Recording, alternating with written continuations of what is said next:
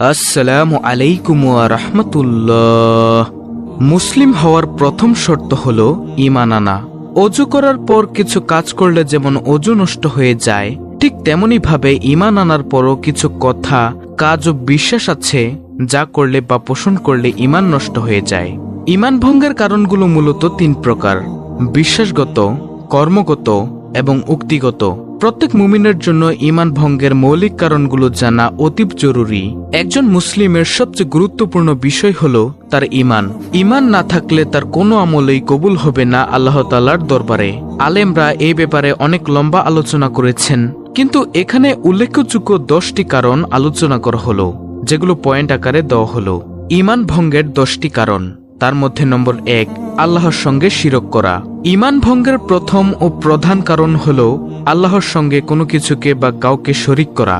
আল্লাহ তাআলা এটা সবচেয়ে বেশি অপছন্দ করেন।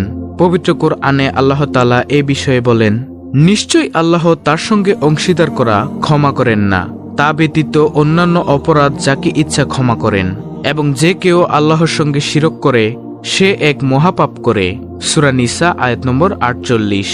নম্বর 2, আল্লাহ ও বান্দার মধ্যে কাউকে মধ্যস্থকারী বানানো।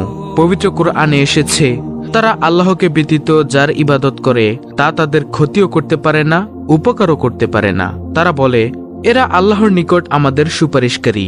বলো, তোমরা কি আল্লাহকে আকাশমণ্ডলী ও পৃথিবীর এমন কিছু সংবাদ দিচ্ছ যা তিনি জানেন না? তিনি মহান, পবিত্র এবং তারা যাকে শরিক করে তা হতে তিনি ঊর্ধ্বে। সূরা ইউনুস আয়াত নম্বর 18। জেনে রাখো, অবিমিশ্র আনুগত্য আল্লাহরই প্রাপ্য। যারা আল্লাহর পরিবর্তে অন্যকে অভিভাবক রূপে গ্রহণ করে তারা বলে, আমরা তো এদের পূজা এজন্যই করি যে ইহারা আমাদের আল্লাহর সান্নিধ্যে নিয়ে যাবে। তারা যে বিষয়ে নিজেদের মধ্যে মতভেদ করেছে আল্লাহ তার ফয়সালা করে দিবেন। যে মিথ্যাবাদী ও কাফির, আল্লাহ তাকে সৎপথে পরিচালিত করেন না। সূরা জুমার আয়াত নম্বর 3। নম্বর 3, মুশরিক কাফিরদের কাফির মনে না করা। এটিও একটি ঈমান ভঙ্গের কারণ। এমন কাফির যার কুফরির ব্যাপারে আহলুস সুন্নাহ একমত। সেটা আসলি কাফির হতে পারে, যেমন ইহুদি, খ্রিস্টান ও হিন্দু সম্প্রদায়। আবার মুরতাদ, জিন্দিকও হতে পারে, যেমন প্রকাশ্যে আল্লাহ, রাসূল বা দ্বীনের কোনো অকাট্য ব্যাপার নিয়ে কটূক্তিকারী, যাদের কুফরির ব্যাপারে হকপন্থী আলিমগণ একমত। অনেক উদারপন্থী মানুষ আছে যারা ভাবে সব ধর্মই আল্লাহর দেওয়া, যে কোনো একটা মানলেই পরকালে নাজাত পাওয়া যাবে। এমন মনে করাও কুফরি। তারপরে নম্বর 4, নবী সাল্লাল্লাহু আলাইহি ওয়াসাল্লামের কথার চেয়ে অন্য কারো কথাকে উত্তম মনে করা। এটিও একটি ঈমান ভঙ্গের কারণ। পবিত্র কোরআনে এসেছে, আপনি কি তাদের দেখেননি যারা দাবি করে যে যা আপনার প্রতি অবতীর্ণ হয়েছে এবং আপনার পূর্বে যা অবতীর্ণ হয়েছে আমরা তার উপর ঈমান এনেছি। তারা বিচার ফয়সালা নিয়ে যেতে চায় তাগুতের কাছে, অথচ তাদের প্রতি নির্দেশ হয়েছে যাতে তারা তাকে মান্য না করে। পক্ষান্তরে শয়তান তাদের প্রতারিত করে পথভ্রষ্ট করে ফেলতে চায়। সূরা নিসা আয়াত নম্বর 60। নম্বর 5, মুহাম্মদ সাল্লাল্লাহু আলাইহি ওয়াসাল্লাম আনিত কোনো বিধানকে অপছন্দ করা, অর্থাৎ প্রিয় নবী সাল্লাল্লাহু আলাইহি ওয়াসাল্লামের আনা কোনো বিধানকে অপছন্দ করা। পবিত্র কোরআনে এসেছে, অতএব তোমার পালনকর্তার কসম, সে লোক ঈমানদার হবে না যতক্ষণ না তাদের মধ্যে সৃষ্ট বিবাদের ব্যাপারে তোমাকে বিচারক বলে মনে না করে। এরপর তোমার মীমাংসার ব্যাপারে নিজের মনে কোনো রকম সংকীর্ণতা পাবে না এবং তার সন্তুষ্টি চিত্তে কবুল করে নিবে। সূরা নিসা আয়াত নম্বর 65। নম্বর 6, দ্বীনের কোনো বিধান নিয়ে ঠাট্টা বিদ্রুপ করা। পবিত্র কোরআনে এসেছে, তুমি তাদের প্রশ্ন করলে তারা নিশ্চয়ই বলবে, আমরা তো আলাপ আলোচনা ও ক্রীড়া কৌতুক করছিলাম। বলো, তোমরা কি আল্লাহ ও তার আয়াত ও তার রাসূলকে বিদ্রুপ করছিলে? তোমরা অজুহাত দেওয়ার চেষ্টা করো না, তোমরা তো ঈমান আনার পর কুফরি করেছ। সূরা তওবা আয়াত 65 থেকে 66। অর্থাৎ প্রিয় দর্শক, দ্বীন ইসলামের কোনো বিধান নিয়ে ঠাট্টা বিদ্রুপ করা যাবে না। নম্বর 7, জাদু করা। সুলাইমান কুফরি করেনি, কুফরি তো করেছিল শয়তানরাই। তারা মানুষকে জাদু শিক্ষা দিত। সূরা বাকারা আয়াত নম্বর 102। তারপরে ঈমান ভঙ্গের 10টি কারণের মধ্যে নম্বর 8, মুসলিমদের বিরুদ্ধে মুশরিকদের সমর্থন ও সহযোগিতা করা। পবিত্র কোরআনে এসেছে, হে মুমিনগণ, তোমাদের পিতা ও ভাইও যদি ঈমানের বিপরীতে কুফরিকে বেছে নেয় তবে তাদের অন্তরঙ্গ রূপে গ্রহণ করো না। তোমাদের মধ্যে যারা তাদের অন্তরঙ্গ রূপে গ্রহণ করে তারাই সীমালঙ্ঘনকারী। সূরা তওবা আয়াত নম্বর 23। আল্লাহ তাআলা পবিত্র কোরআনে আরো বলেন, হে মুমিনগণ, তোমরা ইহুদি ও খ্রিস্টানদের বন্ধুরূপে গ্রহণ করো না, তারা পরস্পরের বন্ধু। তোমাদের মধ্যে কেউ তাদের বন্ধুরূপে গ্রহণ করলে সে তাদেরই একজন বলে গণ্য হবে। নিশ্চয়ই আল্লাহ পাপাচারী সম্প্রদায়কে সৎপথে পরিচালিত করেন না। সূরা মাইদা আয়াত নম্বর 51।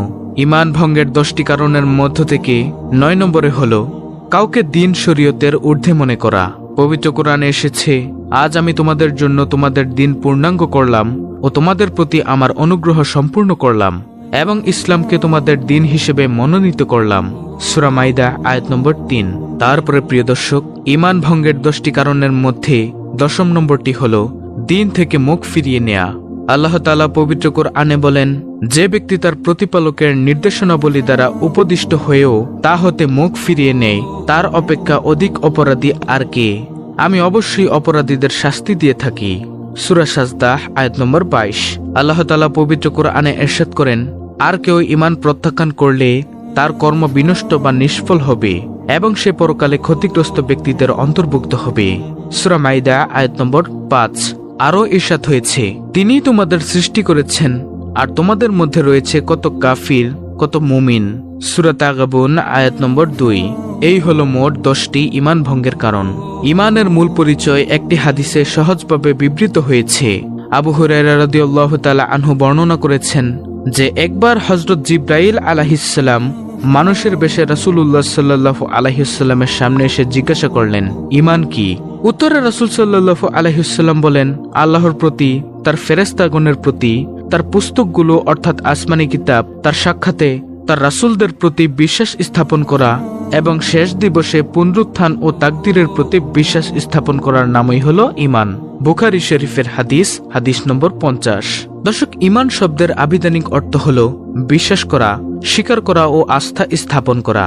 আর শরীয়তের পরিভাষায় ঈমান হলো মহানবী সাল্লাল্লাহু আলাইহি ওয়াসাল্লাম আল্লাহ তাআলার পক্ষ থেকে দিন হিসেবে অপরিহার্য যেসব বিষয় নিয়ে এসেছেন সেগুলোকে মনে প্রাণে গ্রহণ করা ও মেনে নেয়ার সাথে সাথে দৃঢ় বিশ্বাস ও প্রত্যয় ব্যক্ত করার নাম। ঈমান আনার কারণে ঈমানদার ব্যক্তি চিরকালের জাহান্নাম থেকে মুক্তি পাবে। পক্ষান্তরে ঈমান বর্জনকারী কাফের ও বেঈমান লোক অনন্তকাল জাহান্নামের আগুনে জ্বলবে। দর্শক, এখন প্রশ্ন হলো ঈমান আনার উপায়। ঈমান আনার উপায় হলো শতভাগ বিশ্বাস ও নিষ্ঠার সাথে কালিমা তৈয়বা লা ইলাহা ইল্লাল্লাহু মুহাম্মাদুর রাসূলুল্লাহ সাল্লাল্লাহু আলাইহি ওয়াসাল্লাম পাঠ করা বা একথার সাক্ষ্য দেওয়া যে আল্লাহ ছাড়া অন্য কোনো উপাস্য নেই এবং হযরত মুহাম্মদ সাল্লাল্লাহু আলাইহি ওয়াসাল্লাম আল্লাহর বান্দা ও রাসূল। যখন কোনো ব্যক্তি আন্তরিক বিশ্বাসের সাথে কালিমা তৈয়বার মর্ম উপলব্ধি করে উল্লিখিত সাক্ষ্য দিবে, তখন সে ঈমানদার ও মুসলমান বলে গণ্য হবে। ঈমান অনন্য নেয়ামত। ঈমান আল্লাহ প্রদত্ত এক অনন্য নেয়ামত। এই নিয়ামত প্রদানের মাধ্যমে আল্লাহ তাআলা মুসলিম জাতিকে ধন্য ও সম্মানিত করেছেন। পবিত্র কোরআনে মহান আল্লাহ তাআলা বলেছেন, তারা মুসলমান হয়ে আপনাকে ধন্য করেছে মনে করে। বলুন, তোমরা মুসলমান হয়ে আমাকে ধন্য করেছ বলে মনে করো না, বরং আল্লাহ ঈমানের পথে পরিচালিত করে তোমাদেরকে ধন্য করেছেন। সূরা হুজরাত আয়াত নম্বর 17।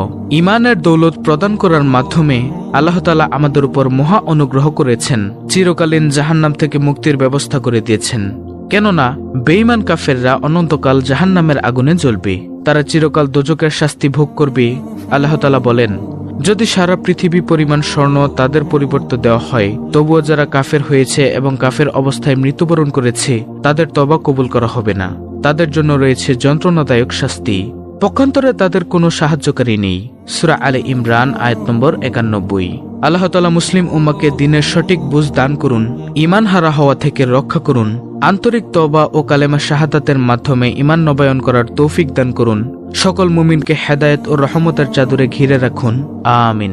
তো প্রিয় দর্শক, এই ছিল আমাদের আজকের ভিডিও। অত্যন্ত গুরুত্বপূর্ণ একটি ভিডিও। ভিডিওটি ভালো লাগলে অবশ্যই চ্যানেলটিকে সাবস্ক্রাইব করে বেল বাটন অল বাজিয়ে দিবেন। ভিডিওটিতে একটি লাইক দিবেন এবং কমেন্টে আমিন লিখবেন এবং অন্য মুসলিম ভাই বোনদের কাছে ভিডিওটি শেয়ার করে দিবেন যেন তারাও ঈমান ভঙ্গের কারণগুলো জানতে পারে।